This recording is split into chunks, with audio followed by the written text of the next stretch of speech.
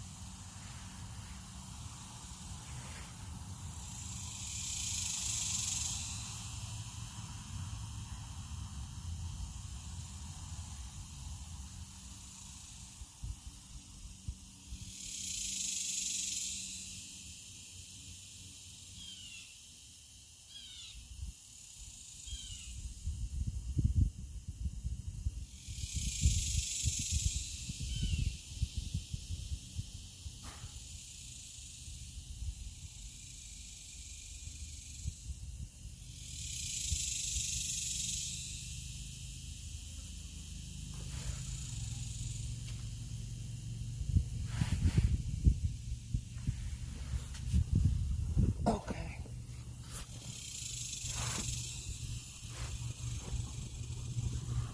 I like to meditate. It is cicada season.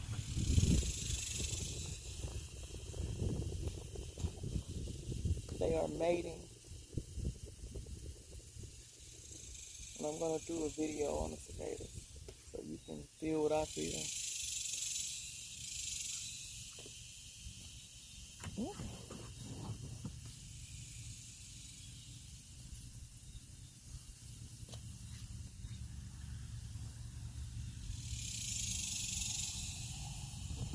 Okay, so we are reading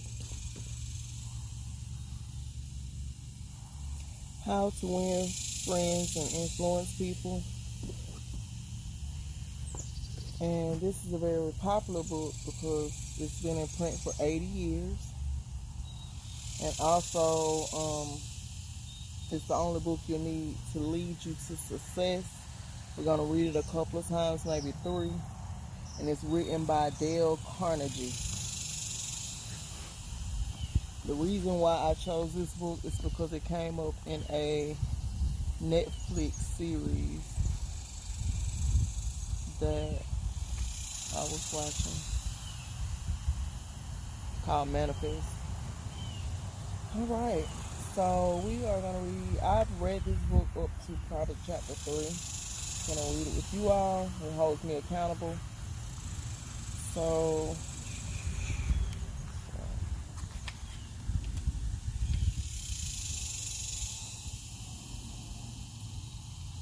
the first part of the book says how this book was written and why.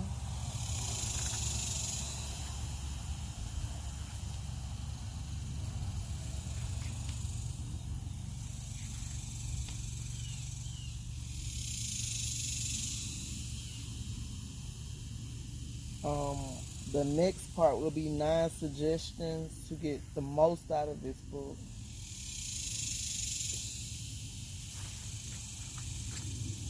Now, we're going to start part 1. And this is fundamental techniques in handling people. Chapter 1. If you want to gather honey, don't kick over the beehive. On May 7, 1931, the most sensational manhunt in New York City. I'm going to take my time.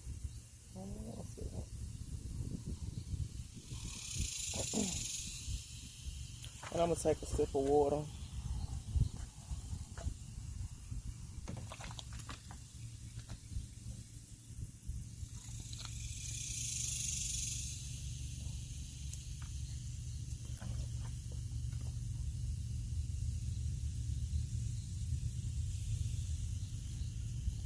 On May 7, 1931, the most sensational manhunt New York City had ever known had come to its climax. After weeks of search, Two-Gun Crowley, the killer, the gunman who didn't smoke or drink, was at bay, trapped in his sweetheart's apartment on West End Avenue.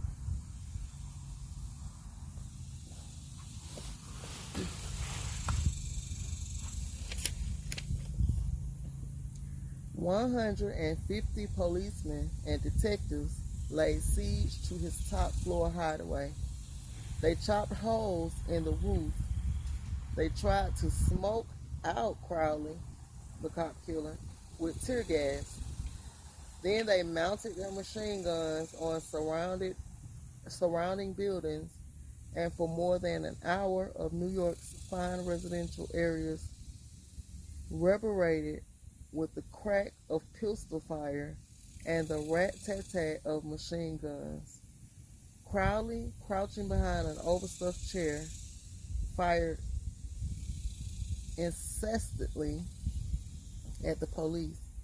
10,000 excited people watched the battle. Nothing like it had been ever seen before nothing like it had ever been seen before on the sidewalks of New York. When Crowley was captured, Police Commissioner E.P. Mulrooney declared that the two-gun desperado was one of the most dangerous criminals ever encountered in the history of New York. He will kill, said the commissioner, at the drop of a feather. But how did Two-Gun Crowley regard himself? We know because while the police were firing into his apartment, he wrote a letter addressed to whom it may concern. And as he wrote, the blood flowing from his wounds left a crimson trail on the paper. In his letter, Crowley said, "Under my coat is a weary heart, but a kind one that would do nobody any harm." A short time before this, Crowley had been having a necking party with his girlfriend on a country road out on Long Island. Suddenly, a policeman walked up to the car and said, "Let me see your license." Without saying a word, Crowley drew his gun and cut the policeman down with a shower of lead. As the dying officer fell, Crowley leaped out of the car, grabbed the officer's revolver, and fired another bullet into the prostrate body. And that was the killer who said, "Under my coat is a weary heart, but a kind one that would do nobody any harm." Crowley was sentenced to the electric chair.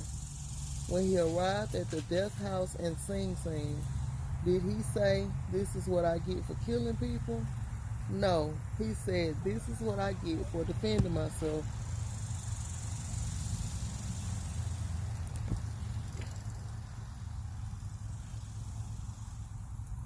The point of this story is this. Two-Gun Crowley didn't blame himself for anything. Is that an unusual attitude among criminals? If you think so, listen to this. I have spent the best years of my life giving people the lighter pleasures, helping them have a good time, and all I get is abuse, the existence of a hunted man. That's Al Capone speaking. Yes, America's most notorious public enemy, the most sinister gang leader who ever shot up Chicago. Capone didn't condemn himself. He actually regarded himself as a public benefactor, an unappreciated and misunderstood public benefactor. And so did Dutch Schultz.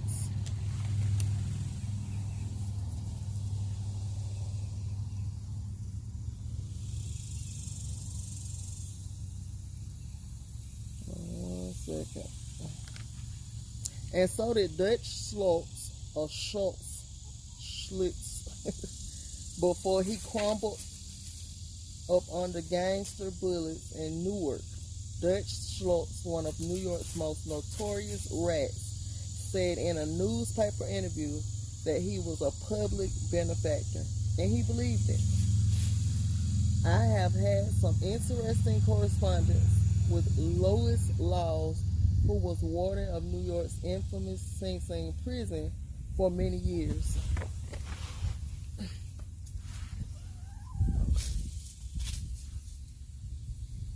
On this subject, okay, let's start it off. I have had some interesting correspondence with Louis Laws, who was warden of New York's infamous Sing Sing prison for many years.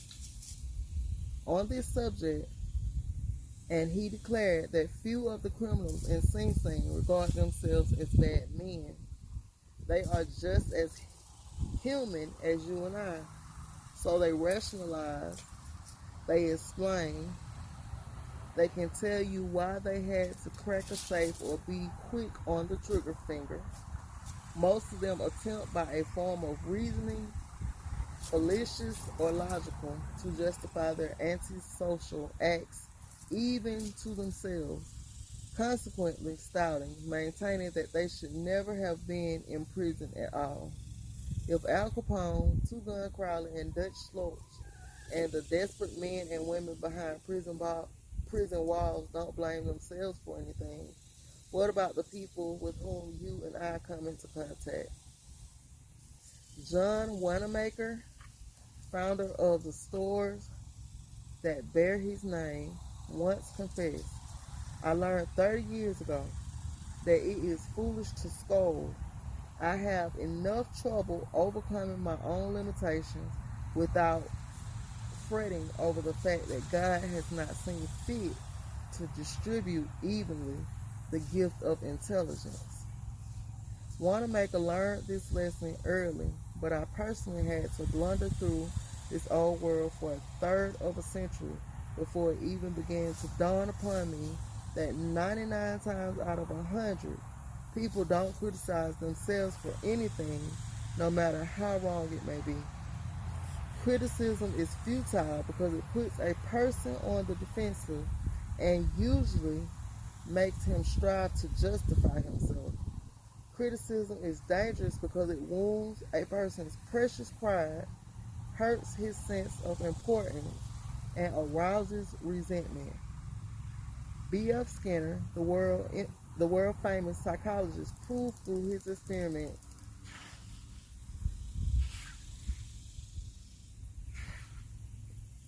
that an animal rewarded for good behavior will learn much more rapidly and retain what it learns far more effectively than an animal punished for bad behavior. Later studies have shown that the same applies to humans. By criticizing, we do not make lasting changes and often incur resentment. Hans Selye, another great psychologist, said, as much as we thirst for approval, we dread condemnation. The resentment that criticism engenders can demoralize employees, family members, and friends and still not correct the situation that has been condemned.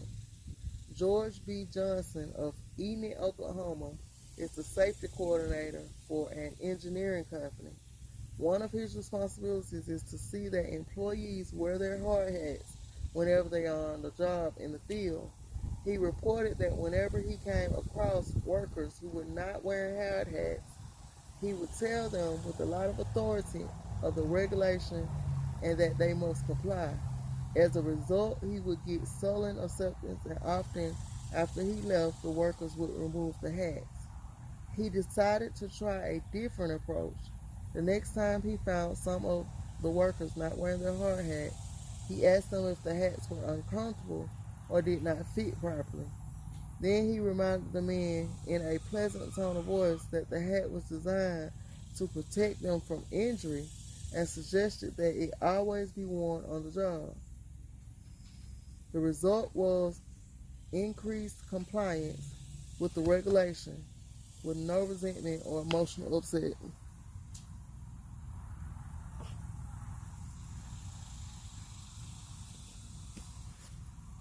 You will find examples of the futility of criticism bristling on 1,000 pages of history.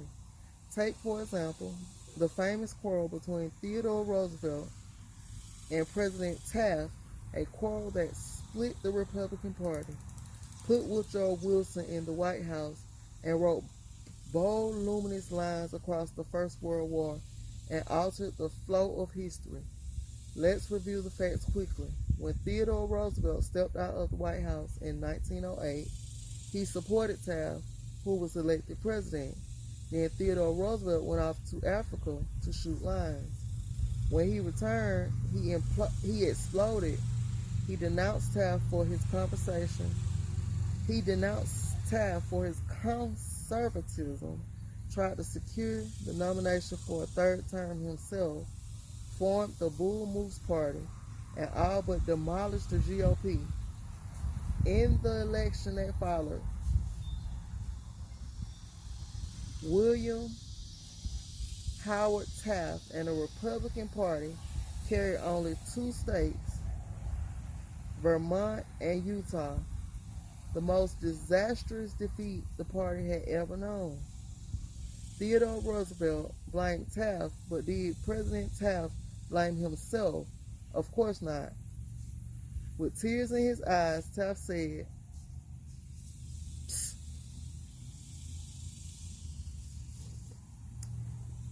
I don't see how I could have done any differently from what I have." Who was to blame, Roosevelt or Taft? Frankly, I don't know, and I don't care. The point I'm trying to make is that all of Theodore Roosevelt's criticism didn't persuade Taft that he was wrong. It merely made Taft strive to justify himself and to reiterate with tears in his eyes, I don't see how I could have done any differently from what I've done. Or take the Teapot Dome oil scandal. It kept the newspapers ringing with indignation in the early 1920s. It rocked the nation. Within the memory of living men, nothing like it had ever happened before in American public life. Here are the very facts of the scandal. Albert B. Fall, Secretary of the Interior in Harding's cabinet, was entrusted with the leasing of government oil reserves at Elk Hill and Teapot Dome, oil reserves that had been set aside for the future use of the Navy. Did Secretary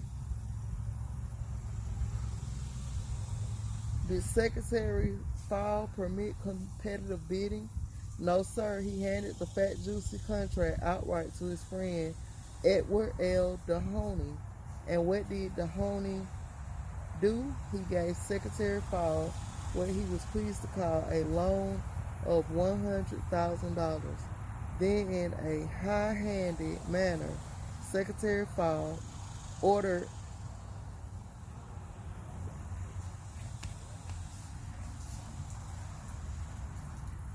the United States Marines into the district to drive off competitors whose adjacent wells were sapping oil out of the Elk Hill reserves.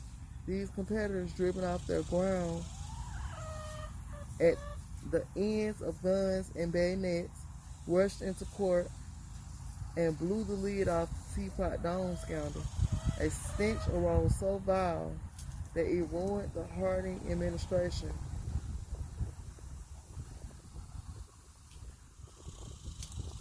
Nauseated,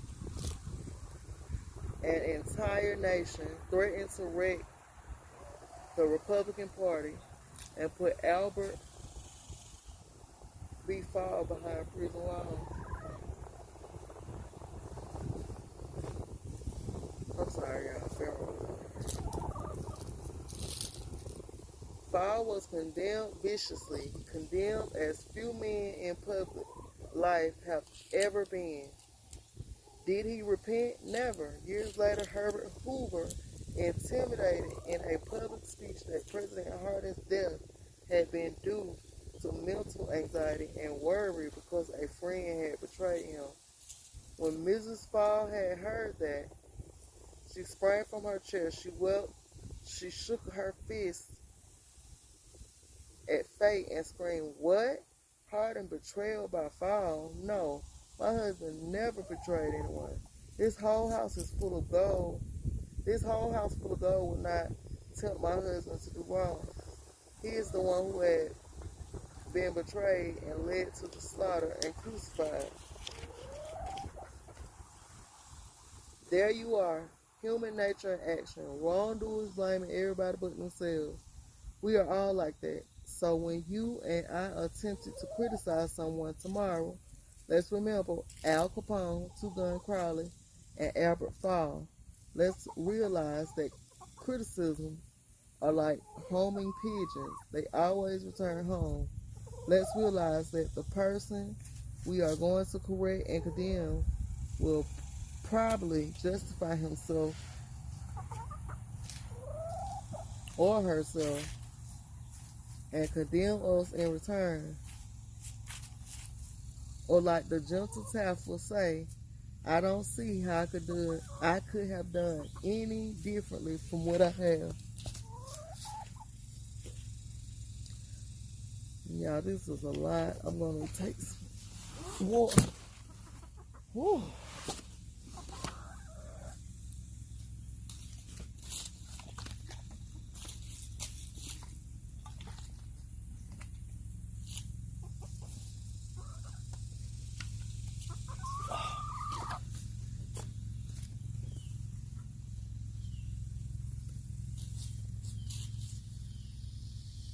On the morning of April 15, 1865, Abraham Lincoln lay dying in a hall bedroom of a cheap lodging house directly across the street from Ford's Theater, where John Wilkes Booth had shot him. Lincoln's long body lay stretched diagonally across a sagging bed that was too short for him. A cheap reproduction of Rosa Bonheur's famous painting, The Horse Fair, hung above the bed, and a dismal gas jet flickered yellow light. As Lincoln lay dying, Secretary of War Stanton said, "There lies the most perfect ruler of men that the world has ever seen." What was the secret of Lincoln's success in dealing with people?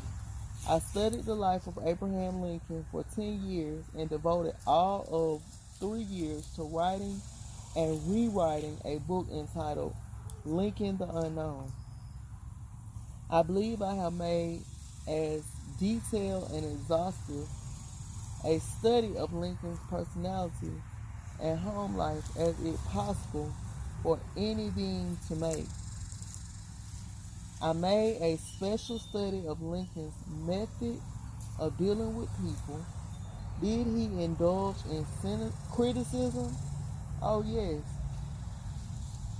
As a young man in the Pigeon Creek Valley of Indiana, he not only criticized, but he wrote letters and poems ridiculing people and dropped these letters on the country road where they were sure to be found.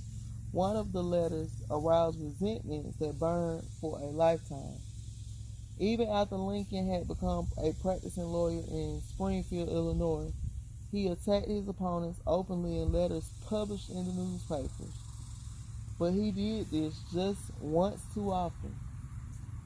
In the autumn of 1842, he ridiculed in vain pugnacious politician by the name of James Shields. Lincoln lampooned him through an anonymous letter published in the Springfield Journal. The town roared with laughter. Shields, sensitive and proud, boiled with indignation. He found out who wrote the letter, leaped on his horse, and started after Lincoln and challenged him to fight a duel. Lincoln didn't want to fight. He was opposed to dueling, but he couldn't get out of it and save his honor. He was given the choice of weapons. Since he had very long arms, he chose cavalry broadswords and took lessons in sword fighting from a West Point graduate. And on the appointed day, He and Shields met on a sandbar in the Mississippi River. He prepared to fight to the death, but at the last minute, their seconds interrupted and stopped the duel. That was the most lurid personal incident in Lincoln's life. It taught him an invaluable lesson in the art of dealing with people. Never again did he write an insulting letter. Never again did he ridicule anyone. And from that time on, he almost never criticized anybody for anything. Time after time during the Civil War, Lincoln put a new general at the head of the Army of the Potomac, and each one in turn, McClellan, Pope, Burnside, Hooker, Meade, blundered tragically and drove Lincoln to pacing the floor in despair. Half the nation savagely condemned these incompetent generals, but Lincoln, with malice toward none, with charity for all, held his peace. One of his favorite quotations was, "Judge not, that ye be not judged." And when Mrs. Lincoln and others spoke harshly of the Southern people, Lincoln replied, "Don't criticize them. They are just what we would be under similar circumstances." Yet if any man had occasion to criticize, surely it was Lincoln.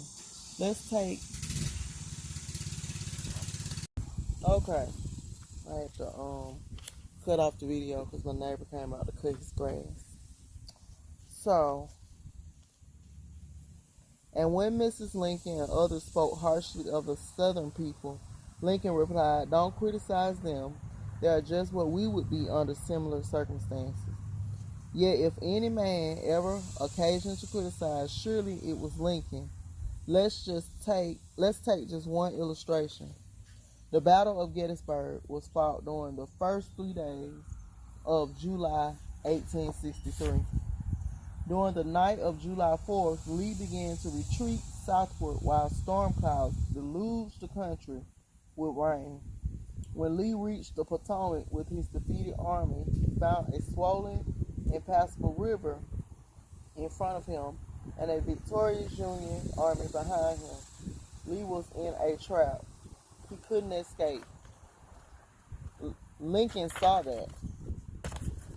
There was a golden, heaven-sent opportunity. The opportunity to capture Lee's army and end the war immediately. So with a surge of high hope, Lincoln ordered Meade not to call a council of war, but to attack Lee immediately. Lincoln telegraphed his orders and then sent a special messenger to Meade demanding immediate action. And what did General Meade do? He did the very opposite of what he was told to do. He called a council of war in direct violation of Lincoln's order. He hesitated. He procrastinated.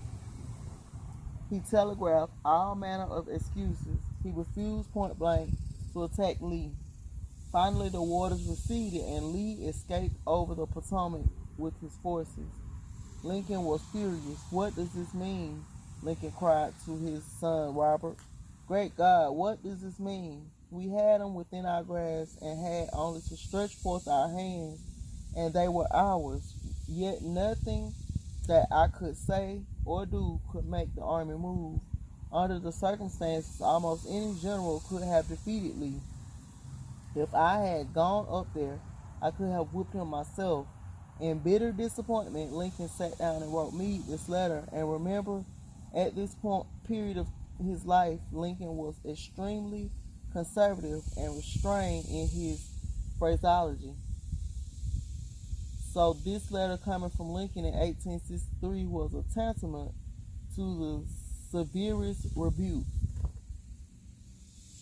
"My dear General, I do not believe you appreciate the magnitude of misfortune involved in Lee's escape. He was within our easy grasp, and to have closed upon him would, in connection with our other late successes, have ended the war. As it is, the war will be prolonged indefinitely. If you could not safely attack Lee last Monday, How can you possibly do so south of the river when you can take with you very few, no more than 2/3 of the force you then had in hand? It would be unreasonable to expect, and I do not expect, that you can now effect much. Your golden opportunity is gone, and I am distressed immeasurably because of it. What do you suppose Lee did? What do you suppose Meade did when he read the letter? Meade never saw that letter. Lincoln never mailed it. It was found amongst his papers after his death. My guess is, and this is only a guess, that after writing that letter, Lincoln looked out of the window and said to himself, just a minute. Maybe I ought not to be so hasty. It is not easy enough for me to sit here in the quiet of the White House and order Meade to attack. But if I had been up at Gettysburg, and if I had seen as much blood as Meade had seen during the last week, and if my ears had been pierced with the screams and shrieks of the wounded and dying, maybe I wouldn't be so anxious to attack either. If I had Meade's timid temperament, perhaps I would have done just what he had done. Anyhow, it is water under the bridge now.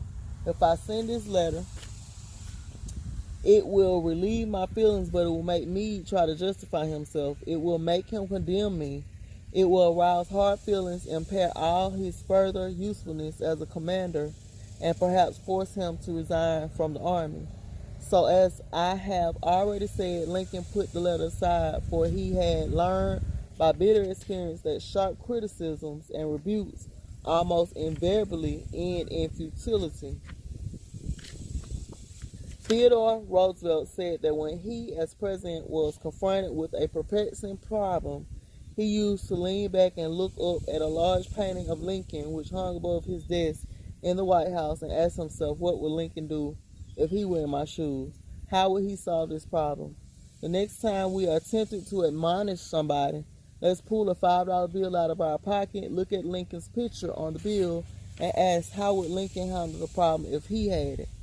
Mark Twain lost his temper occasionally and wrote letters that turned the paper brown.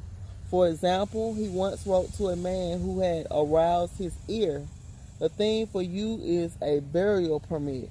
You have only to speak and I will see that you get it.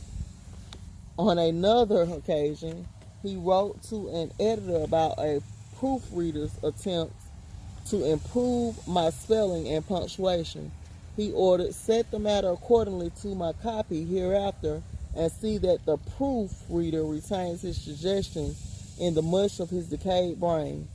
The writing of these stinging letters made Mark Twain feel better. They allowed him to blow off steam, and the letters didn't do any real harm because Mark Twain's wife secretly lifted them out of the mail. They were never sent. Do you know someone you would like to change and regulate and improve? Good, that is fine. I am all in favor of it. But why not begin on yourself? From a purely selfish standpoint, that is a lot more profitable than trying to improve others. Yes, and a lot less dangerous.